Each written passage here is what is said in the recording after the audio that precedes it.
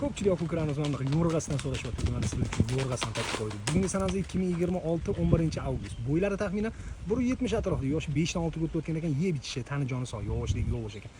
Bitta bo'lsin, zo'ridan bo'lsin. O'zim uchun uyga qo'yib qo'yib, minib, lo'killatmasdan olib yuradi degan ot so'ragan aka-ukalarga tavsiya qilamiz. Jonivorga, bo'ynovosh ko'kraklarga bir ahamiyat berib qo'yinglar.